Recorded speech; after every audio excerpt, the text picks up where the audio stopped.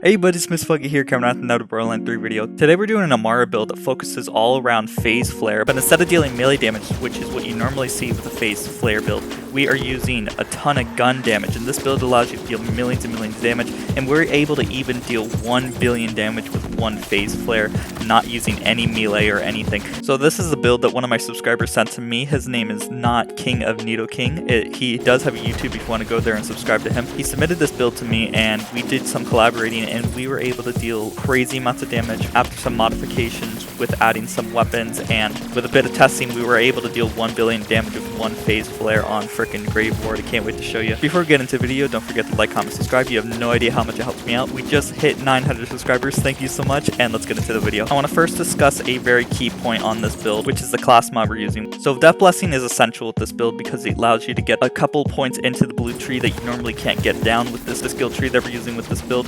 The Death Blessing also allows us to deal crazy amounts of weapon damage, and this build does center around dealing millions of gun damage and millions of action skill damage, so it's very, very great. And one of the things that the Death Blessing gives that no other class mod gives is the extra points into Atman, which increases our skill damage, and it does crazy amounts of damage when you just have 2 extra points in there. It doesn't seem like it would deal that much more damage, but it does add a lot. Besides that, we are using a Revolter with anointment on action skill activate, which allows us to trigger our increased shock damage and a little bit of fire rate, so we get a little bit more DPS and tons of damage with our phase flare ability. Since we are using that, we are optimizing all shock damage, so this build does focus on shock damage, so we don't use any action skill element augments. Since we're doing that, we also are using tons of shock weapons. So first weapon I want to put out there is the Plasma Coil. Plasma Coil is an obvious put in on any build. We do have the anointment. Orb damage is increased by 2 times when the phase flare is activated. We won't go too much on why Plasma Coil is good because everyone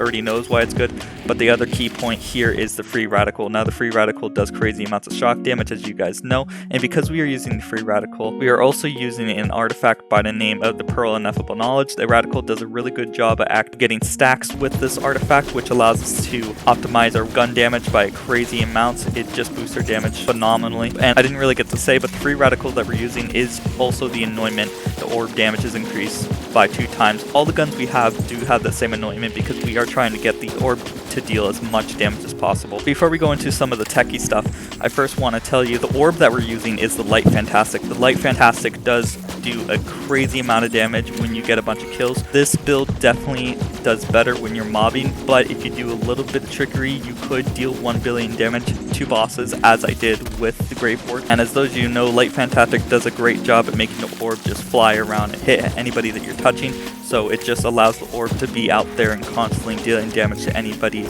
that you're shooting at. Very, very good. It's like kind of like an Iron Cub if the Iron Cub was a giant badass ball of shock. And then the grenade we're using is just a light speed. Nothing too special. The important thing here is the anointment on grenade throw 25% more damage. So that's the only reason why we're really using a light speed that I can see.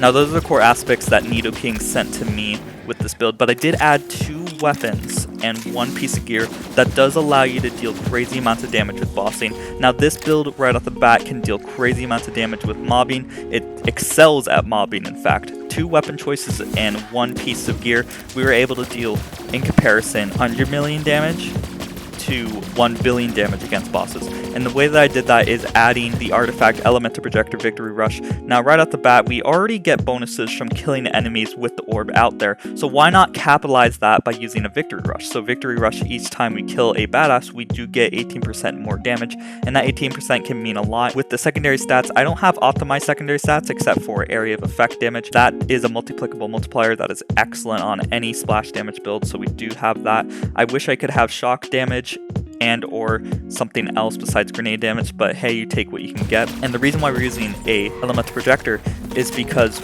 we are able to apply shock on us with a very special weapon by the name of the Sellout. As those of you know, Sellout is a great weapon to use if you use an elemental projector. Most obvious implications is incendiary and corrosive self-ignites, but because we are using the Free Radical, we can activate the ability with our anointment action skill start. So when we activate the orb, we instantly have 15 seconds of bonus shock damage on any weapon or any damage source. Right off the bat, that means the Sellout with whatever element we have it switched to will deal shock damage to us as well. So since we have the elemental projector, all you need to do is just send out the orb, get your sellout pistol shot, shoot yourself with whatever element, because it will ignite you with the shock plus whatever element your sellout is currently at. Personally, I like to do incendiary, but that doesn't matter since we're not optimizing any other piece of damage. And if you want to deal the most amount of damage as possible with the orb against bosses, you want to also have a Guardian Angel. Now, those of you who know, Guardian Angel has been making waves in the community. It does 500% more damage depending on the distance you are. So if you're max distance, it does 5 times free damage. Very, very easy. And it's a shotgun, so it's kind of like a match made in heaven for us. It does shock damage and just increases our action skill damage. And we also have the anointment, 2 times damage when orb is out. So I guess if you were to put that all together, assuming they were multiplicative, it would be a 10 times the amount of damage. And I think it might be the case, because when you have all those put together, your elemental projector, Guardian Angel, anointment, grenade throw anointment, revolter action skill activate, all that allows us just to deal billions of damage to enemies very, very easily. And as you guys seen at the beginning of this video, you saw me one tap freaking Grave Ward. One piece of key advice I do want to tell you guys, now this build doesn't care about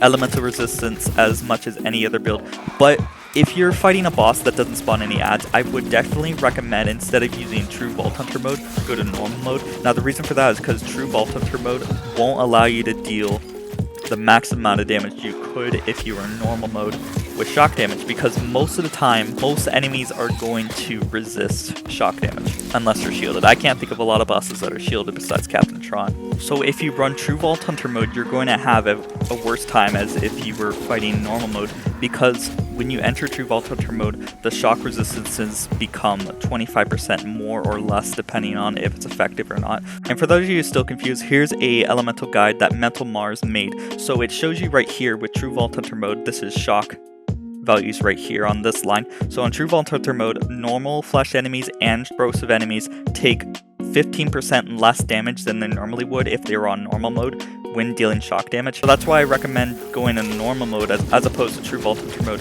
because you're going to have a lot of times when you're not going to be able to deal optimal damage to bosses unless they spawn adds. And since we're about to go look at the skill tree, I'll be able to tell you why adds matter. So let's first look at the purple tree. Right off the bat, we have all these points. Some of these points, as you can see, doesn't matter with our build as much as it would with other builds, as like the melee damage here and here and here. The only reason why we have those points is because it lets us get down to the skill tree, because we need a little bit extra points in just random areas, and all the other points kind of suck for our build. I want to first say the reason why adds are important on boss fights is because Clear the Mind kill skill allows Amara to ignore elemental damage resistances, so this allows us to deal the most amount of damage with shock as opposed to other builds that don't use the purple tree.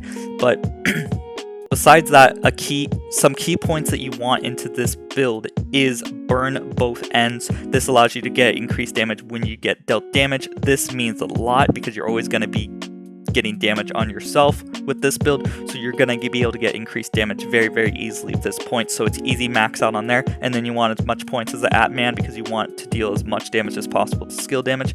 Another key thing is doing expedite. Expedite allows us to get our orb out there as much as possible. Whenever the orb is not out there, every single time we kill an enemy increases our action skill cooldown rate. So this is an essential augment to have on this build if you want to get the orb out there as much as possible, which in this case we do want that. With the purple tree, we just want to get right here. This allows our expedite skill cooldown to be 50% more, and we have the relentless for more cooldown rate. We do have do harm, which allows us to deal more action skill damage, and fast hands just for a little bit extra reload speed. With the red tree, we're mainly going down here for the extra elemental damage and the ricochet damage, which is awesome on any build. Of course, we also want 1 point of sustenance because this allows us to basically never die with this build. As those of you know, lifesteal is crazy, even if it's just 1%. As with this build, it's just 4%. Any elemental damage we deal just instantly heals us right away. And besides that, we just have 3 points into personal space. Personal space is a great